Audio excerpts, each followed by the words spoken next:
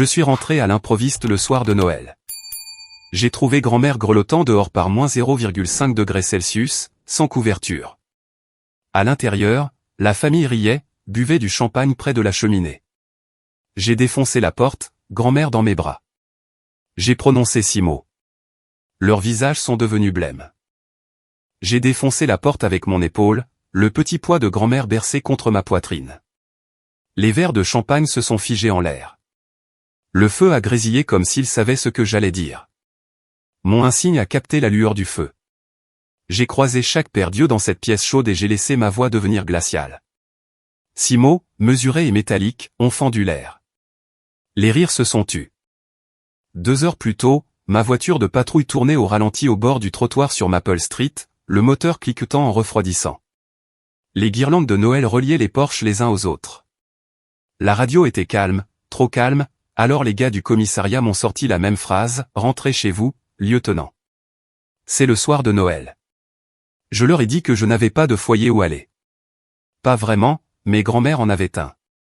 Et je voulais voir son visage quand je dirais, « Surprise. » Je me suis garé à un demi-pâté de maison pour que la vieille Ford n'annonce pas ma venue. Mon souffle s'échappait de mes poumons en ruban pâle. Moins 1/2 degré, c'est une vérité qui ne trompe pas. L'air vous coupe le nez et vous donne l'impression que vos mains ne sont pas les vôtres. La neige crissait sous mes bottes alors que je traversais la cour que j'avais tondue toute mon enfance. À travers la fenêtre, le salon flamboyait de cette chaleur que l'argent peut acheter. Je les ai vus en silhouette qui signifiait autrefois la sécurité, papa, large comme un mur, la coiffure de Noël de maman, en forme de casque, mon frère, Tommy, au milieu de son histoire, ma sœur, Brie, riant sur commande. Sur le porche, où le vent glissait ses doigts sous les avant-toits, était assise grand-mère. Un pull fin, des chaussons, pas de couverture. Ses mains tremblaient sur ses genoux. Cette vision m'a coupé le souffle. Graham, ai-je murmuré. Sa tête a tourné lentement, prudente avec des os qui avaient mérité leur précaution. Puis ce sourire, celui qui pouvait plier le temps, m'a trouvé. Annie, dit-elle, mon nom d'enfance enveloppé dans une voix usée. Tu es venu. Je suis venu. J'ai retiré ma veste de service et l'ai enroulée autour d'elle. La chaleur s'est écoulée de moi vers elle. La policière en moi a fait l'inventaire, peau pâle, lèvres bleuies, frissons persistants. Alerte et orientée, trop polie pour se plaindre. La petite fille en moi voulait arracher la porte de ses gonds. Pourquoi es-tu ici dehors, ai-je demandé. Elle a agité une main. Pour prendre l'air. À l'intérieur, la chute de l'histoire de Tommy a fait mouche. Les rires ont traversé la vitre. Depuis combien de temps, ai-je demandé. Oh, ne t'en fais pas, dit-elle. Ils sont occupés. C'est une fête. Ils sont occupés. C'est une fête. 3 ans de virement pour les soins de grand-mère ont défilé devant mes yeux. Repas, médicaments, chauffage. Ces dollars avaient eu le goût de la paix quand je les avais envoyés. Maintenant, ils avaient un goût de cendre. Mon téléphone a vibré. Sergent Ruiz. Ça va, lieutenant? Besoin de renfort? J'ai tapé, tout va bien. Joyeux Noël. Puis j'ai glissé mes bras sous grand-mère. Elle pesait moins que mon gilet pare-balles. Quand je l'ai soulevée, un petit son s'est échappé de sa gorge. Pas de la douleur, du soulagement. Annie, ma chérie, a-t-elle soufflé. Ta mère va être fâchée. Elle s'en remettra, ai-je dit. La poignée de la porte ne céda pas verrouillée. Bien sûr. La maison qui gardait la chaleur à l'intérieur nous gardait dehors. J'ai calé grand-mère contre ma poitrine et j'ai frappé 3 coups mesurés. Des bruits de pas. Le peine a glissé. La porte s'est ouverte de 10 centimètres, juste assez pour la politesse. Le visage de maman a rempli l'entrebâillement, son rouge à lèvres d'un rouge festif courageux. Pendant un battement de cœur, elle n'a pas compris ce qu'elle voyait. Puis son expression s'est transformée en surprise, puis en agacement, puis en ce sourire cassant qui m'avait bordé et rabaissé pendant des années. Anna, dit-elle. Tu aurais dû nous prévenir. Je voulais voir grand-mère. Elle se repose, a dit maman. Dans le froid. Ses yeux ont balayé au-delà de moi. Elle aime le Porsche. Papa s'est penché pour apparaître, le menton volontaire. Laisse tomber cette attitude, a-t-il dit. C'est Noël. Le sourire de Tommy est apparu, puis a vacillé quand il a remarqué ma veste autour des épaules de grand-mère. Brie planait derrière eux avec une excuse mourant sur sa langue. Je n'ai pas répondu. Il n'y avait pas de réponse qui n'aurait pas déclenché un incendie que je ne pourrais pas éteindre. J'ai changé de position, j'ai posé mon talon et j'ai enfoncé mon épaule dans le bois. Le cadre a craqué et s'est ouvert en grand. Une vague de chaleur nous a enveloppés, cannelle et rôti. De la vapeur s'est élevée là où l'hiver rencontrait le foyer autour de grand-mère. La conversation s'est éteinte comme une bougie sous un verre.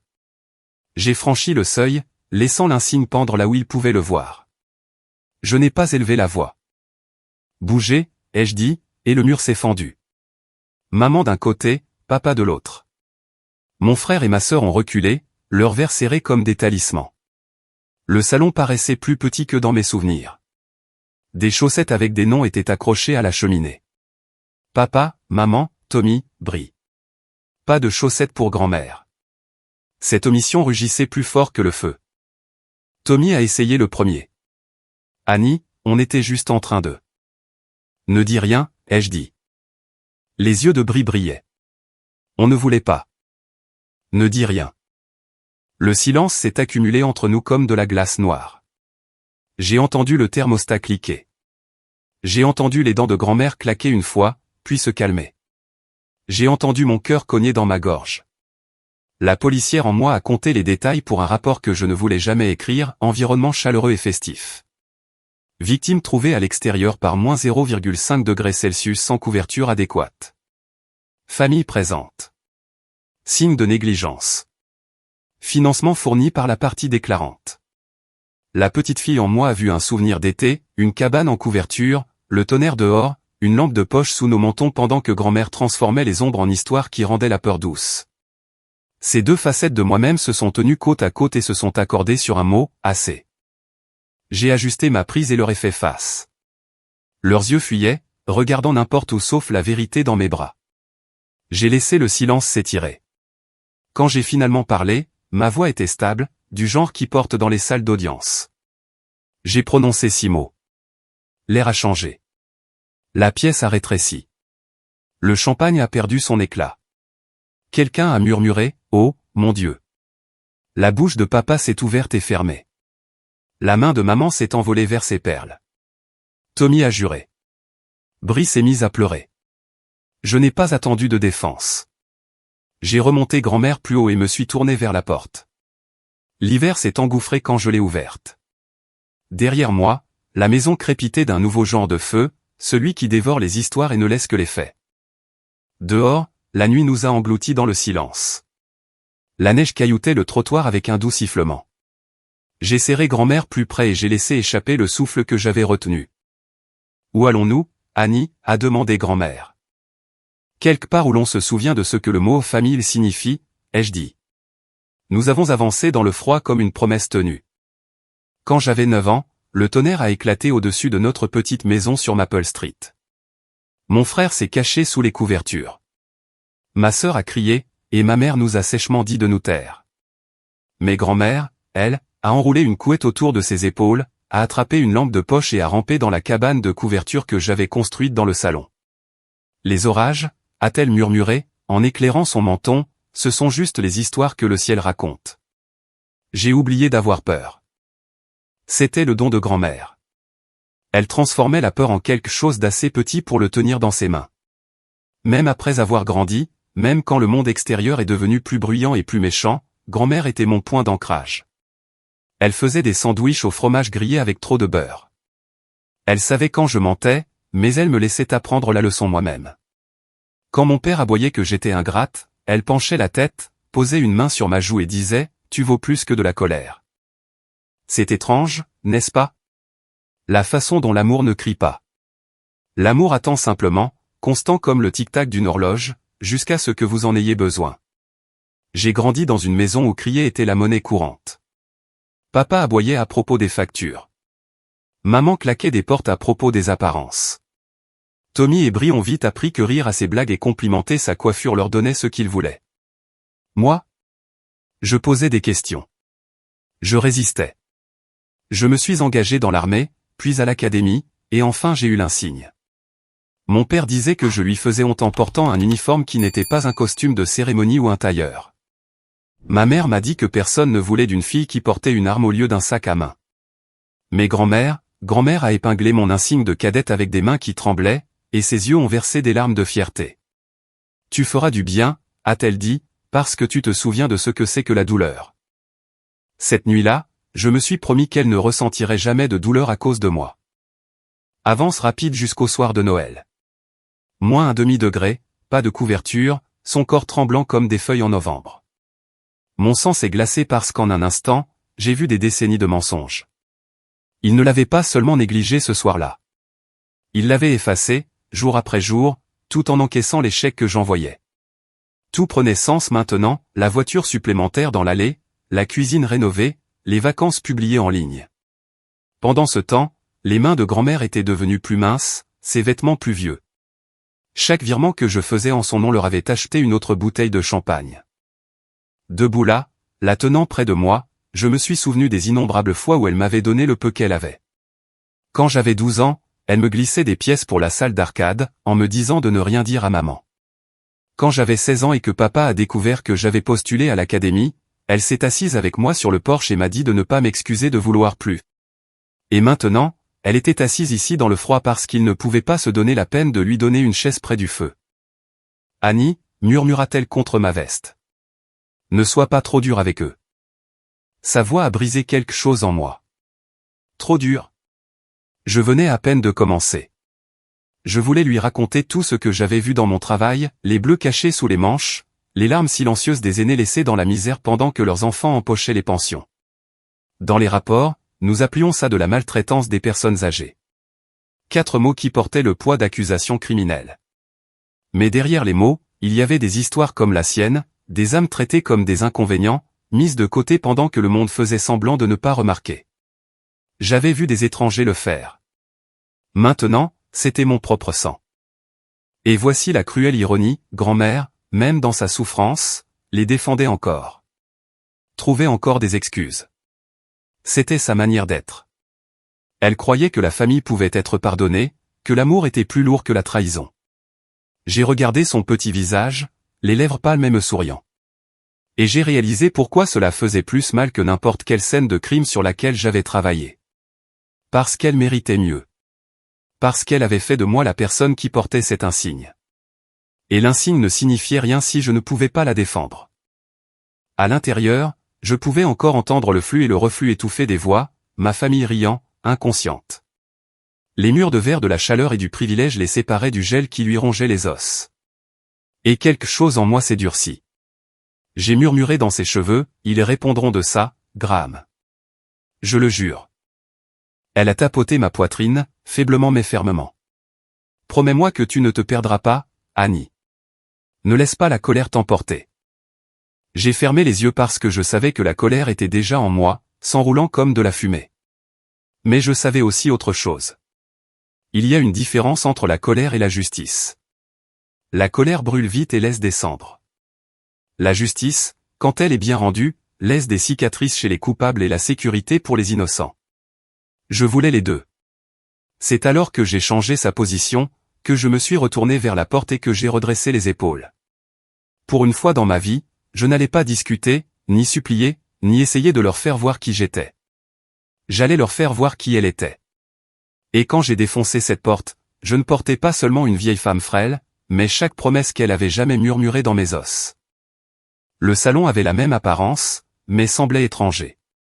Le sapin scintillait de rubans dorés, les cadeaux s'empilaient en dessous. Des chaussettes bordaient la cheminée. Papa, maman, Tommy, Brie. Mais pas de chaussettes pour grand-mère. Ce détail m'a transpercé plus vivement que n'importe quelle lame. Papa a posé son verre avec une force délibérée, comme un juge avec un marteau. Anna, dit-il, la voix trempée de dédain. Qu'est-ce que cela signifie? J'ai ajusté ma prise sur grand-mère et j'ai laissé mon insigne luire sous la lumière du feu. La signification, ai-je dit calmement, c'est qu'elle gèle sur votre porche pendant que vous trinquez à votre santé. Maman a halté comme si j'avais juré. Ce n'est pas juste. Elle voulait prendre l'air. Grand-mère a bougé dans mes bras. Ne t'en fais pas, Annie. Silence, Graham, ai-je dit doucement, puis plus fort. Moins un demi-degré, ce n'est pas de l'air. C'est une condamnation à mort. Tommy a eu un petit rire nerveux. Allons, sœurette.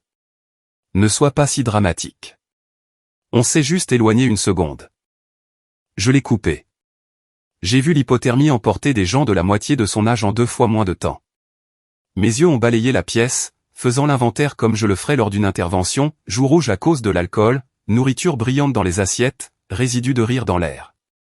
Vous étiez ici à siroter du champagne pendant qu'elle tremblait comme une feuille. Brie se tordait les mains. On ne voulait pas. L'intention n'a pas d'importance. L'impact, si.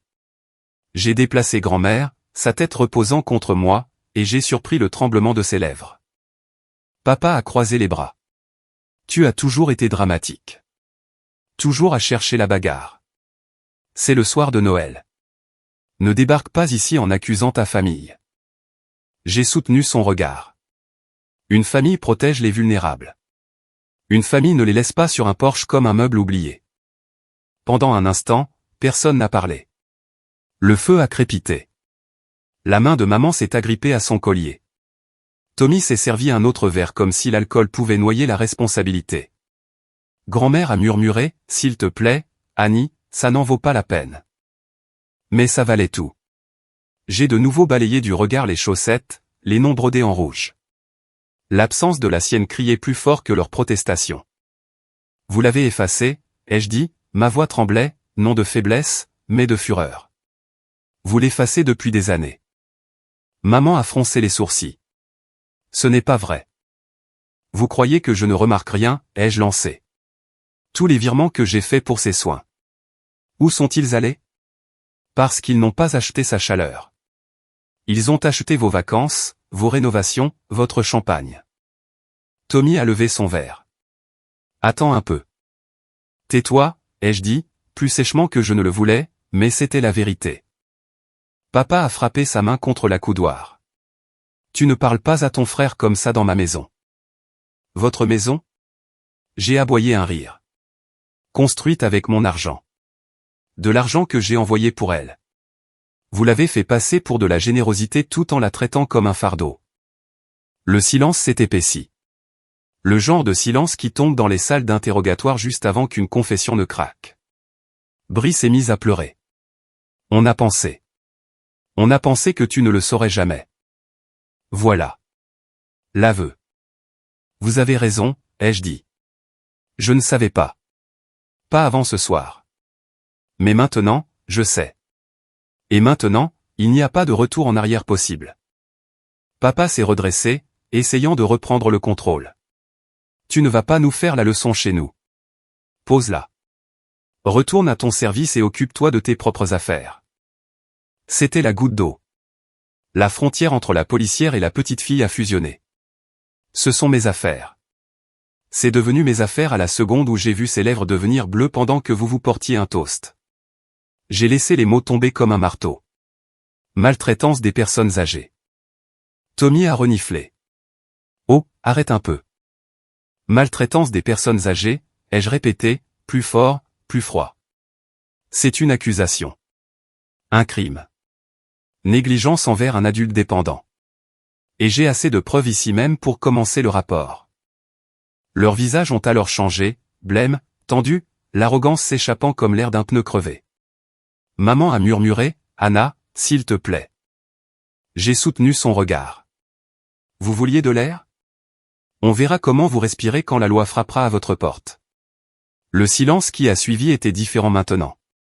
Ni défensif, ni moqueur. La peur était entrée dans la pièce, subtile et aiguë. Grand-mère a touché mon bras, ses doigts frêles tremblants. « Annie, laisse tomber. » Mais je ne pouvais pas. Pas encore. Je les ai regardés un par un.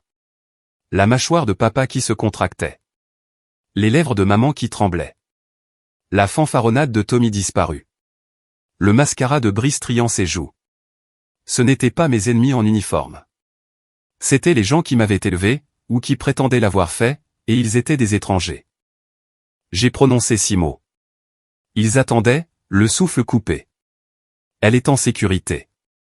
Rapport pour maltraitance déposé. C'était comme craquer une allumette dans une pièce pleine de gaz. Tommy a juré et a laissé tomber son verre, le liquide s'étalant sur le tapis. Maman s'est agrippée à papa, murmurant « Non, non, non ». Bri s'est effondré sur le canapé. Papa s'est avancé comme s'il allait m'attraper, mais un regard sur l'insigne sur ma poitrine l'a arrêté net. Leurs visages sont devenus blêmes. J'ai ajusté ma prise sur grand-mère, je me suis tourné vers la porte et j'ai laissé la nuit nous engloutir de nouveau. Le feu a claqué derrière moi, mais personne ne riait maintenant. Dans le noir, je lui ai murmuré, ils ne peuvent plus se cacher, Graham. Pas de moi. Pas de la loi. Le froid a mordu plus profondément alors que je descendais du porche. Mes bottes ont fait craquer la glace qui s'était formée le long des marches, chaque son sec, final. Derrière moi, la porte a claqué, mais pas avant que je n'ai surpris la panique monter dans leur voix. Des cris se sont superposés, du verre s'est brisé, et la bulle de leur soirée parfaite a éclaté. Grand-mère a bougé dans mes bras. Annie, a-t-elle murmuré. Pose-moi. Je peux marcher. Non, ai-je dit fermement. Tu as assez marché. Ce soir, c'est moi qui te porte. Elle a soupiré, sa tête reposant contre mon épaule comme toutes ces nuits où je m'étais endormi contre elle sur le canapé quand j'étais enfant. Il ne voulait pas faire de mal, a-t-elle murmuré. Ma mâchoire s'est crispée. L'intention n'efface pas les conséquences.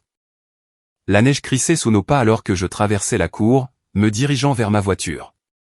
Ma voiture de patrouille était à un demi-pâté de maison, sa carrosserie noire et blanche captant la lueur des guirlandes de Noël tendues entre les porches.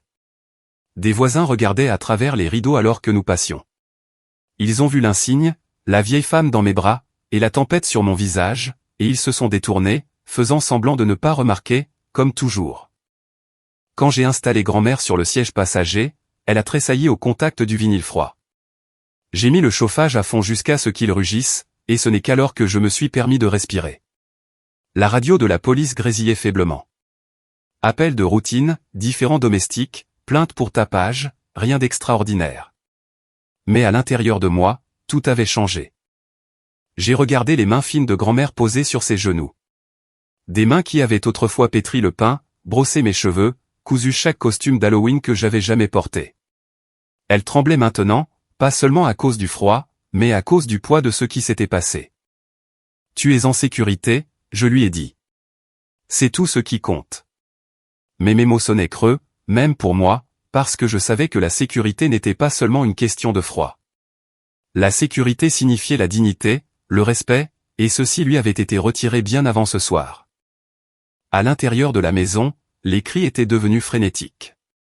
À travers la vitre givrée, je pouvais presque voir la scène. Papa aboyant des ordres, maman se tordant les mains, Tommy faisant les 100 pas, Bri pleurant. Le masque s'était fissuré, et la peur s'infiltrait. Rapport déposé, répéterait papa, comme si prononcer les mots à voix haute pouvait les annuler. Maltraitance des personnes âgées, ricanerait Tommy, essayant de le prendre à la légère, mais sa voix tremblerait. Maman s'accrocherait à lui, murmurant « Et si elle l'a vraiment fait ?» Il s'effondrait. J'ai passé la vitesse, mais je n'ai pas appuyé sur l'accélérateur. Mes mains agrippaient le volant, les jointures blanches. J'étais déchiré. Une partie de moi hurlait de retourner là-bas, de leur passer les menottes à chacun et de les traîner au poste. Une autre partie murmurait des liens du sang, des jours de fête, de la voix de grand-mère plaidant pour la paix. « Tu vas bien, Annie ?» a demandé doucement grand-mère. Je l'ai regardée, la façon dont ses yeux portaient encore de la chaleur malgré tout. « Je ne sais pas », ai-je admis. J'ai arrêté des étrangers pour moins que ça. Ce soir, c'est ma propre famille. Son sourire était triste, tendre. C'est la justice la plus difficile. Le chauffage bourdonnait, remplissant le silence. Dehors, les flocons de neige dérivaient comme des cendres tombantes. De retour dans la maison, le chaos montait. Je les imaginais s'agiter, débattre pour savoir s'il fallait me poursuivre, me rappeler, ou détruire des preuves qui n'étaient rien de plus que la vérité de leur propre négligence. Chaque seconde qui passait, la réalité des conséquences pesait plus lourdement sur leur poitrine. Et à ce moment-là, j'ai réalisé que c'était leur point de rupture. Pas le mien. Le leur. Grand-mère s'est penchée, ses doigts frêles effleurant ma main. Ne laisse pas la haine te dévorer, Annie. Promets-le-moi. son contact a dégelé quelque chose en moi. J'ai fermé les yeux, me souvenant de chaque histoire du soir, chaque bol de soupe, chaque prière murmurée qu'elle avait faite pour moi quand le reste de la maison était trop bruyant. Je promets de te protéger, ai-je dit. C'est la seule promesse que je puisse faire. J'ai mis la voiture en marche et je suis parti, les pneus crissant sur la neige. La maison est devenue plus petite dans le rétroviseur, ses lumières brillant toujours comme si rien n'avait changé. Mais à l'intérieur, je savais que tout avait changé. 1 kilomètre plus loin, je me suis garé sur le parking du commissariat. Le bâtiment était silencieux, des couronnes sur les portes, mais la lumière de service brillait constamment. J'ai porté grand-mère à l'intérieur, où la chaleur nous a enveloppés, non seulement celle des radiateurs, mais aussi celle des hochements de tête des officiers qui levaient le menton en signe de respect silencieux. « Lieutenant » a dit l'un d'eux. « Ça va ?» J'ai baissé les yeux vers elle, puis je les ai relevés. « Nous allons bien » ai-je dit. Derrière moi, quelque part dans cette maison, ma famille continuait de s'effondrer. La panique céderait la place à la peur. La peur au désespoir. Ils réaliseraient que la vérité du rapport n'était pas seulement une menace. C'était une promesse. Et pour la première fois depuis des années, la balance semblait équilibrée. De retour sur Maple Street, le feu brillait toujours, mais la chaleur avait quitté la pièce. Mes 6 mots pesaient plus lourd que les chaussettes sur la cheminée. Elle est en sécurité. Rapport pour maltraitance déposé. Papa faisait les 100 pas dans le salon comme un taureau en cage, son visage marbré de rouge, non pas à cause de l'alcool, mais de l'effroi. Maman était assise sur le bord du canapé, tordant son collier jusqu'à ce que la chaîne lui morde la peau. Brie pleurait doucement dans ses mains, son mascara tachant ses paumes. Tommy a rempli son verre, mais le tremblement de sa main l'a trahi. « Calmez-vous » aboya papa, bien que sa voix se brisât. Elle bluffe. Elle ne dénoncerait pas sa propre famille. La voix de maman tremblait. Mais c'est une policière. Si elle dépose plainte, si quelqu'un vérifie. Vérifie quoi, a exigé papa. Nous n'avons rien fait de mal. Mais le mensonge s'est effondré sous son propre poids. Silence. Chacun d'eux connaissait la vérité, il l'avait laissée dehors. Pas une fois, ni deux, mais d'innombrables nuits, prétextant que c'était pour prendre l'air, pour un moment de calme. L'argent qui aurait dû lui acheter du confort leur avait acheté de l'indulgence. Brie a murmuré, « Papa, elle avait son insigne. » Je l'ai vue. Elle était sérieuse. Tommy a claqué son verre sur la table. On va lui parler. On va la faire arrêter. Comment, a demandé Brie. Elle nous a regardés comme si nous étions des étrangers. C'est elle qui a fait de nous des étrangers, a grogné papa. Les 6 mots résonnaient dans chaque coin de cette maison. Maltraitance des personnes âgées. Rapport déposé. Ce n'était pas juste une phrase.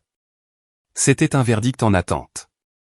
Au commissariat, l'air sentait le café brûlé et le désodorisant au pain. Un plateau de biscuits à moitié mangé se trouvait sur le comptoir, le papier d'aluminium froissé. Le service de Noël était toujours calme, mais les officiers se déplaçaient toujours avec détermination, leurs bottes lourdes sur le linoléum. J'ai installé grand-mère sur la chaise de la salle de pause, enroulant une couverture autour de ses épaules. L'officier Daniels lui a apporté une tasse de chocolat chaud, de la vapeur s'échappant en volute. « Pour vous, madame » a-t-il dit doucement. Ses yeux ont pétillé, timides mais reconnaissants. « Merci, jeune homme. » Daniels a souri. Par ici, tout le monde est la grand-mère de quelqu'un à Noël. Les mots l'ont adouci. Pour la première fois cette nuit-là, elle ressemblait moins à une victime et plus à elle-même. Elle a souri, un petit sourire mais réel. Je me tenais dans l'embrasure de la porte, à regarder. La fierté et la culpabilité se sont mêlées en moi. La fierté parce qu'elle était enfin en sécurité. La culpabilité parce que je ne l'avais pas vue plus tôt. Le lieutenant Ruiz a appelé depuis le bureau de service. « Tu veux que j'enregistre un rapport ?» La question a resserré quelque chose en moi. Je l'avais dit. Je le pensais. Mais maintenant, la paperasse, la réaction en chaîne, l'enquête, c'était réel. Ma main a effleuré l'insigne sur ma poitrine. J'ai pensé au visage de papa devenant pâle, aux mains de maman tremblant. Le sang contre la loi. Oui, ai-je dit finalement. Ma voix n'a pas vacillé. Enregistre-le. Ruiz a hoché la tête, tapant déjà. Le cliquetis des touches ressemblait à des clous dans un cercueil. De retour à la maison, la panique montait. Ils vont tout prendre, a murmuré maman. La maison, l'argent. Notre réputation sera ruinée. Tommy a attrapé son manteau. Je vais aller lui parler. Papa a bloqué la porte. Tu ne feras rien. Si tu te pointes là-bas, ça prouvera que nous sommes coupables. Bri a sangloté. Mais nous sommes coupables. Les mots sont tombés comme des pierres. Aucun d'eux ne voulait l'admettre, mais la vérité se tenait entre eux, indéniable. Ils n'avaient pas vu grand-mère comme une personne. Ils l'avaient vue comme un fardeau. Pire, ils l'avaient vue comme une couverture pour financer leur confort. Peut-être qu'elle n'ira pas jusqu'au bout, a dit maman désespérément. Peut-être qu'elle se calmera. Papa a secoué la tête. Elle n'est pas comme nous. Une fois qu'elle dit quelque chose, elle le pense. Les 6 mots ont de nouveau résonné. Elle est en sécurité. Rapport pour maltraitance déposé. Et pour la première fois, ils ont réalisé que le cauchemar n'était pas à l'extérieur de leur porte. Il était à l'intérieur de leur mur. Au poste, grand-mère sirotait son chocolat chaud, ses mains plus stables maintenant. Annie, dit-elle doucement. Ne gâche pas ton Noël pour moi. Je me suis accroupi devant elle. Graham, il ne s'agit pas de Noël. Il s'agit du bien et du mal. Ses yeux brillaient. C'est toujours ta famille. J'ai dégluti difficilement. Une famille ne te laisse pas geler sur le porche. Elle a baissé les yeux sur sa tasse, son reflet ondulant. Ils vont avoir peur, Annie. Les gens qui ont peur font des choses stupides. Ils devraient avoir peur, ai-je dit, les mots sont sortis plus brusquement que je ne le voulais. Elle a attrapé ma main. Sa peau était comme du papier, mais sa prise était ferme. La justice est importante, mais la miséricorde aussi. Ne laisse pas l'une enterrer l'autre. Ces mots m'ont transpercé. J'ai pensé à chaque intervention que j'avais faite, chaque malfrat que j'avais menotté qui suppliait pour une chance, chaque victime qui voulait une punition, et tous ceux qui voulaient le pardon. La justice et la miséricorde n'ont jamais marché facilement ensemble. Et maintenant, elle me tirait dans des directions opposées. Je l'ai regardée, cette femme qui m'avait porté à travers les tempêtes avec des histoires, qui avait cousu de l'amour dans chaque couture de mon enfance. Elle méritait la justice, mais elle méritait aussi la paix. Ruiz s'est approché, un dossier à la main. Le rapport est enregistré. Les services de protection des adultes seront prévenus demain matin. Service de protection des adultes. Les mots sont tombés lourdement. Une fois qu'ils seraient impliqués, tout changerait. Enquête, visite à domicile, audience au tribunal. J'ai hoché la tête. Bien. Mais à l'intérieur, je n'étais pas sûr que ce soit bien. Grand-mère a souri faiblement, comme si elle lisait mon trouble. Annie, tu as toujours porté le poids de 2 cœurs, le tien et le mien. Ne laisse juste pas le mien briser le tien. Ces mots se sont accrochés à moi. De retour à la maison, l'écho de 6 mots résonnait à travers les murs. Ici, au poste, les conséquences avaient commencé. Et quelque part entre ces 2 endroits, mon cœur se préparait à la tempête qui arrivait. Le téléphone du bureau de service a sonné juste après minuit. Ruiz a décroché, a écouté, puis m'a regardé. Ce sont tes parents, a-t-il dit, couvrant le combiné. Tu veux que je raccroche, ou? Mon estomac s'est noué. Il ne m'appelait jamais. Ni pour les anniversaires, ni pour les diplômes, ni pour rien d'autre que par obligation. Maintenant, avec 6 mots suspendus au-dessus d'eux comme une guillotine, soudainement, ils avaient besoin de moi. Je vais le prendre, ai-je dit, et Ruiz m'a tendu le combiné. La voix de papa a grésillé sur la ligne. Anna. Pas Annie. Plus jamais. Écoute, il faut qu'on parle. J'ai gardé un ton neutre. Il n'y a rien à dire. Si, il y a, a-t-il lancé. Tu ne peux pas simplement déposer un rapport et t'en aller. As-tu la moindre idée de ce que cela pourrait nous faire? À notre nom? À notre travail? Oui, ai-je dit. C'est le but. Derrière lui, j'ai entendu maman sangloter. La voix de Brice est jointe, suppliante. Tommy a juré, étouffé. Une symphonie de panique. Anna, a crié maman, sa voix perçant. S'il te plaît, nous avons fait une erreur. Juste une erreur. Ne laisse pas l'État déchirer notre famille pour une seule nuit. Une seule nuit. Ma voix s'est élevée avant que je ne puisse l'arrêter. Ce n'était pas une seule nuit.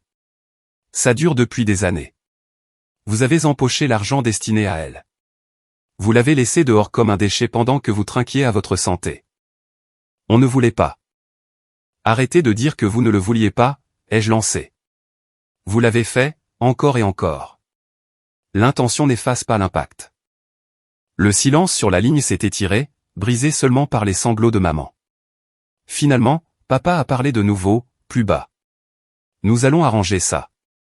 Nous prendrons soin d'elle. Dis-leur juste de ne pas venir. Tu peux arranger ça, Anna. Pour ta famille. Ce mot a brûlé plus fort que le feu dans leur foyer. Famille. J'ai regardé de l'autre côté de la pièce vers grand-mère, assise petitement sur la chaise de la salle de pause, sirotant son chocolat chaud. Ses yeux ont rencontré les miens, doux et suppliants, non pas pour elle-même, mais pour eux. Elle a secoué légèrement la tête, ses lèvres formant des mots que seul moi pouvais lire, ne les détruis pas. J'ai fermé les yeux. Le tiraillement était insupportable, la justice me tirant d'un côté, la miséricorde de l'autre. Je ne peux pas annuler ce qui a été déposé, lui ai-je dit. Le rapport est enregistré. Les services de protection des adultes feront le suivi. C'est la loi. Papa a juré, le son était laid et brut. Tu le regretteras, Anna. Non, ai-je dit, ma voix stable. La seule chose que je regrette, c'est de ne pas avoir vu plus tôt ce que vous avez fait. J'ai raccroché. 3 heures plus tard, ils se sont présentés au poste, non pas en costume et avec fierté, mais en pyjama sous leur manteau, les visages pâles, les yeux rouges. Ils semblaient plus petits en quelque sorte, comme si la peur les avait vidés. Ruiz s'est hérissé, s'avançant. Ils ne sont pas censés être ici. Je m'en occupe, ai-je dit. Papa a commencé le premier, les mots dévalant rapidement. Anna, s'il te plaît, écoute. Stop. Ma voix a tranché. Vous avez eu votre chance de parler quand grand-mère était sur votre porche. Maman a joint les mains. Nous avons eu tort. Nous le savons maintenant.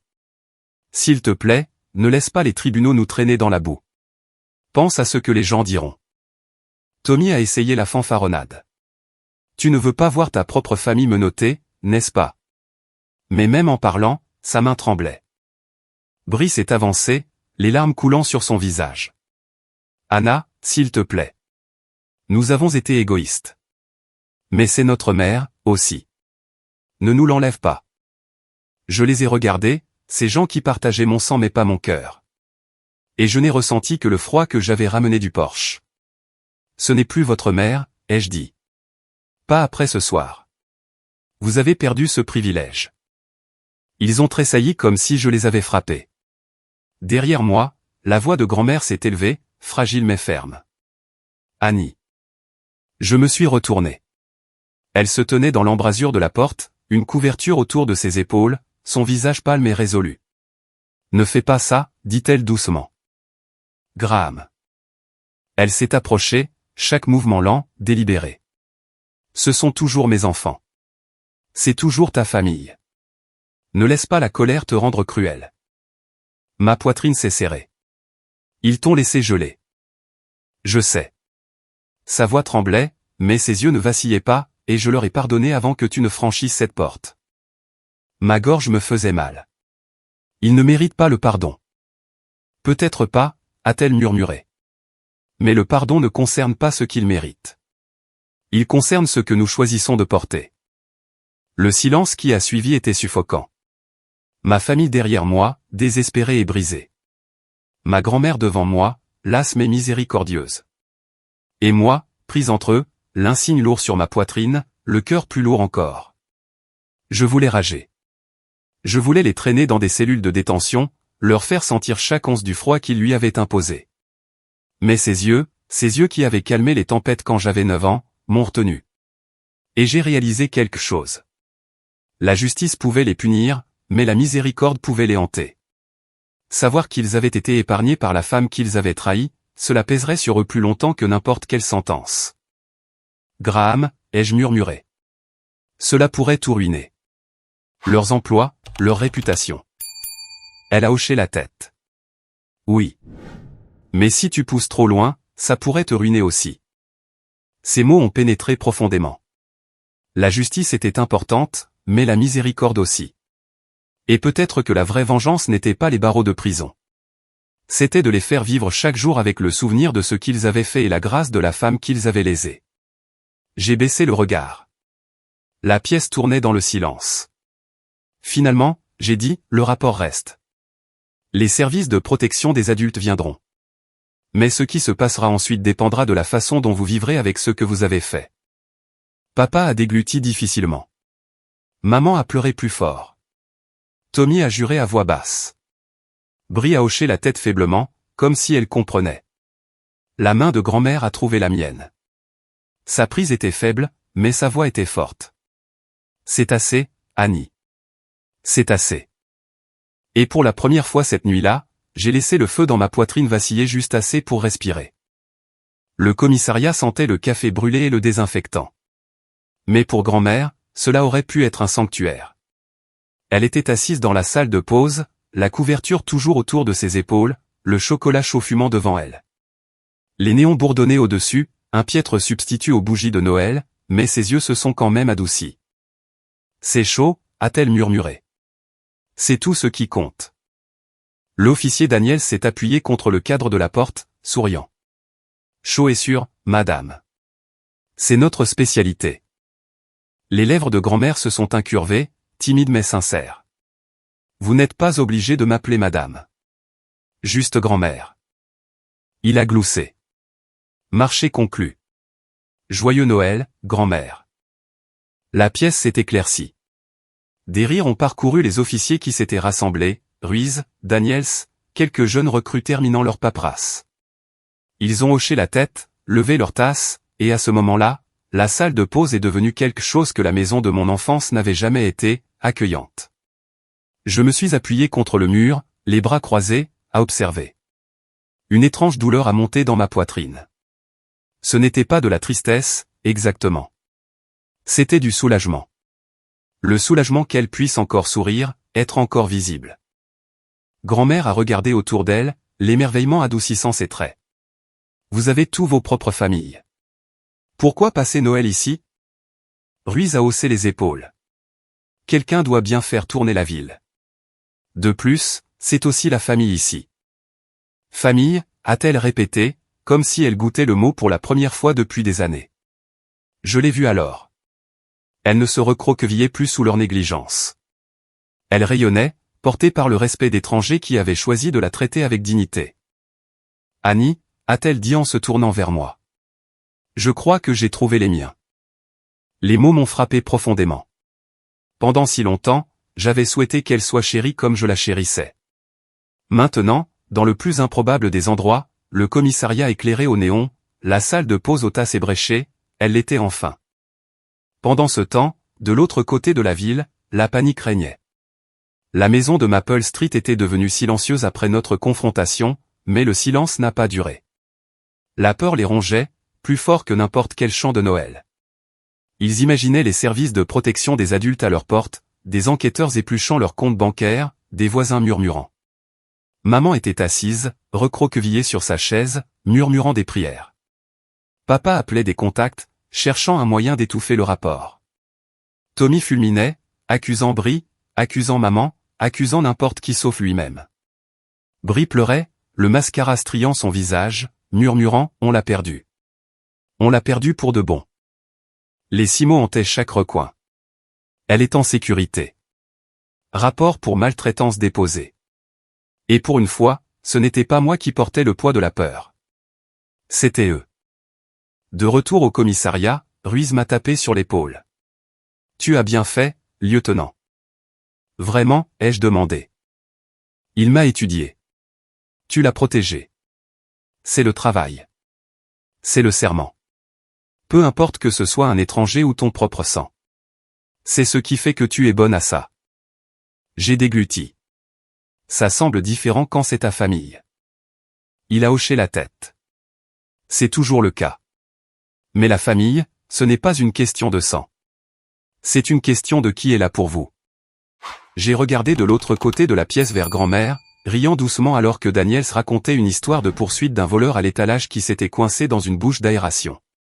Elle était en sécurité, enveloppée de chaleur et d'attention, enfin au centre au lieu d'être en marge. Famille. Plus tard, j'ai raccompagné grand-mère dans le couloir, le bourdonnement du commissariat résonnant comme une berceuse. Tu dormiras ici ce soir, je lui ai dit. Un lit de camp dans la salle de bien-être. Ce n'est pas parfait, mais c'est mieux que le porche. Elle a serré ma main. La perfection est surfaite. Être en sécurité, c'est suffisant. Je l'ai aidée à s'installer, en bordant la couverture autour de ses épaules. Elle a attrapé mon poignet avant que je ne me retire. Annie, a-t-elle dit doucement. Je n'ai jamais été aussi fier de toi. Pas à cause de l'insigne. À cause de ton cœur. Ma gorge s'est serrée. Tu as toujours cru en moi. Elle a souri. Et tu m'as donné raison. Pour la première fois cette nuit-là, j'ai ressenti une certaine paix. Pas totale, pas complète, mais assez pour respirer. Des heures plus tard, quand la nuit s'était approfondie et que la neige s'était épaissie dehors, je suis retourné dans la salle de pause. Les jeunes recrues dormaient sur leur bureau, Ruiz ronflant légèrement sur sa chaise. Le monde était silencieux. Je me suis assis seul, la tête dans les mains, et j'ai murmuré au silence, elle est en sécurité. Et cette fois, ce n'était pas un avertissement. C'était une vérité. La lumière du matin s'infiltrait à travers les stores du commissariat, pâle et grise. La neige s'accrochait encore au toit des voitures de patrouille à l'extérieur, étouffant la ville dans un silence qui semblait contre nature. Le jour de Noël. Pour la plupart, cela signifiait cadeau et rire. Pour moi, cela signifiait attendre. Grand-mère s'est réveillée dans la salle de bien-être, ses cheveux argentés sur l'oreiller, un léger sourire étirant ses lèvres comme si elle avait rêvé d'endroits plus cléments. Elle semblait en paix. Je voulais figer cette image, la garder pour toujours, parce que je savais que ce qui attendait dehors n'était pas du tout la paix. C'étaient les retombées. À 9 heures du matin, le téléphone a sonné. Ruiz a répondu, a écouté, puis m'a regardé. Les services de protection des adultes. Ils envoient un agent. Ils voudront des déclarations, des photos, tout.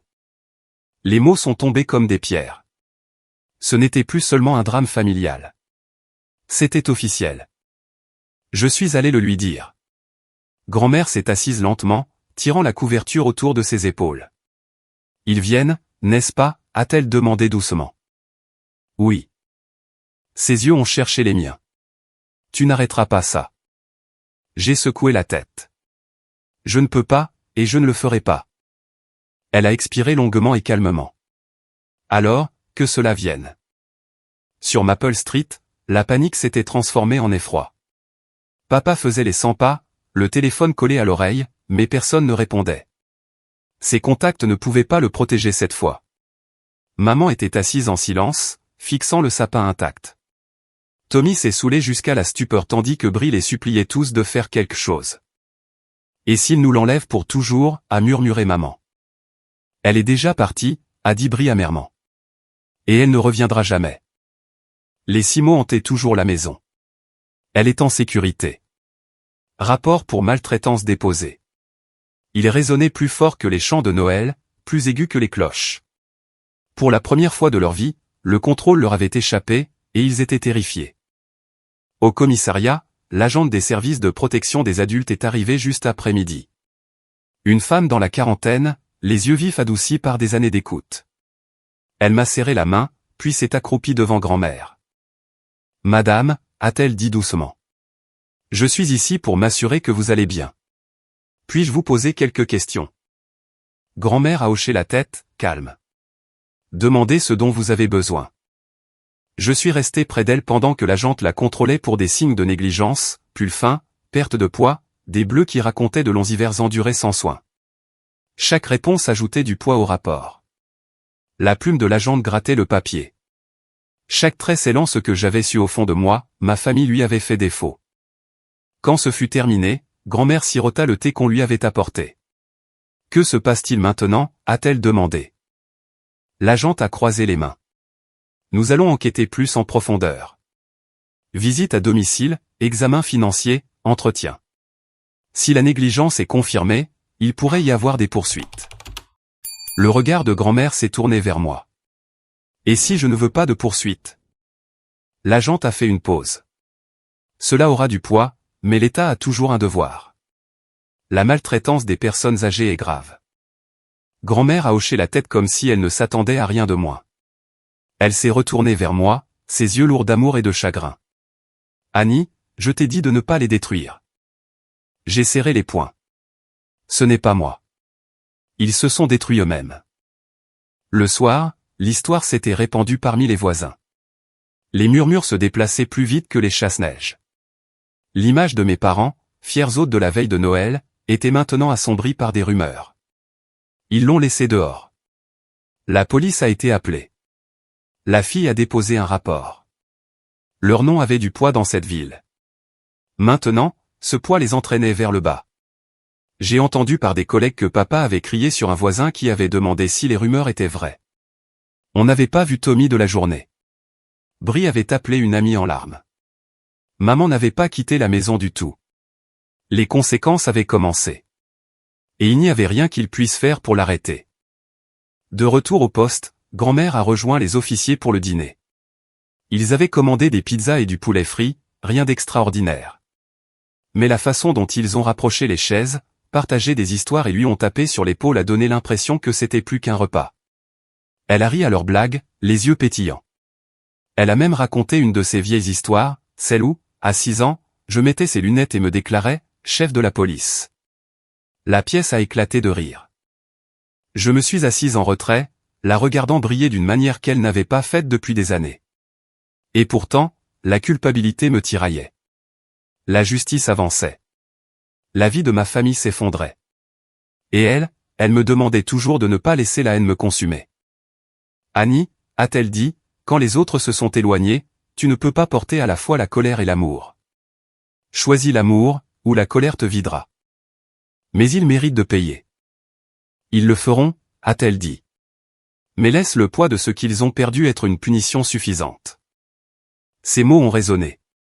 Et pour la première fois, je me suis demandé si les véritables conséquences ne concernaient pas ce que la loi leur ferait. Il s'agissait de ce que leur culpabilité ferait. Parce que la culpabilité persiste. La culpabilité hante. La culpabilité est une prison sans barreaux. En la regardant dans les yeux, j'ai réalisé que c'était peut-être la justice qu'elle voulait depuis le début. Les jours qui ont suivi ont semblé différents. Pas seulement à cause de la neige qui recouvrait la ville, étouffant chaque son, mais parce que quelque chose dans l'air avait changé. La nouvelle s'est répandue en murmures. Avez-vous entendu dire que la famille Tran fait l'objet d'une enquête? Les mêmes voisins qui enviaient autrefois leur soirée au champagne traversaient maintenant la rue pour les éviter. La réputation qu'ils avaient si férocement gardée s'effritait, non pas avec une explosion, mais avec un effondrement lent et implacable. Papa a cessé d'aller au travail. Maman a fermé les rideaux et a fait comme si personne ne pouvait voir à travers. Tommy fulminait, sa voix portant jusqu'à la rue.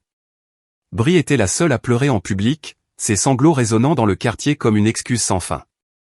Simo avait fait cela. Elle est en sécurité. Rapport pour maltraitance déposé. Des mots qu'ils entendraient dans leur tête chaque fois que le téléphone sonnerait, chaque fois qu'un voisin regarderait trop longtemps, chaque fois que la culpabilité leur rongerait la poitrine. Et je n'avais rien à ajouter. Leur punition était de vivre dans l'ombre de leur propre choix. Au commissariat, le monde de grand-mère s'élargissait. Les officiers lui apportaient des biscuits de chez eux. Les jeunes recrues lui demandaient des conseils sur la vie et l'amour comme si elle était leur propre grand-mère. Elle a assumé ce rôle naturellement, offrant sa sagesse avec cet humour doux qui m'avait porté à travers les tempêtes. Cet endroit, a-t-elle dit un soir, ressemble à une famille. Ces mots m'ont transpercé. Non pas parce qu'il faisait mal, mais parce qu'il guérissait. Elle n'était pas invisible ici. Elle n'était pas un fardeau. On la voyait. On l'appréciait. On l'aimait. Pendant des années, j'avais pensé que mon devoir était de la protéger du mal. Mais peut-être que le devoir le plus vrai était de la mettre en lumière pour que d'autres puissent l'aimer aussi. L'enquête des services de protection des adultes a progressé. Les agents ont examiné les relevés bancaires, mené des entretiens, interrogé les voisins sur ce qu'ils avaient vu. Il y aurait des conséquences, une surveillance obligatoire, des restrictions financières, peut-être même des poursuites. Ma famille n'échapperait jamais à la tâche. Mais je ne ressentais pas de triomphe. Plus maintenant. Juste un calme profond et constant.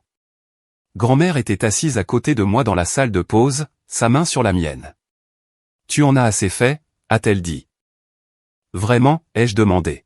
« Oui. » Son sourire était doux. « La loi s'occupera de ce qu'elle doit. Laisse leur culpabilité s'occuper du reste. » J'ai hoché la tête, comprenant enfin. La justice n'était pas une question de vengeance. C'était une question d'équilibre. Et l'équilibre avait été rétabli.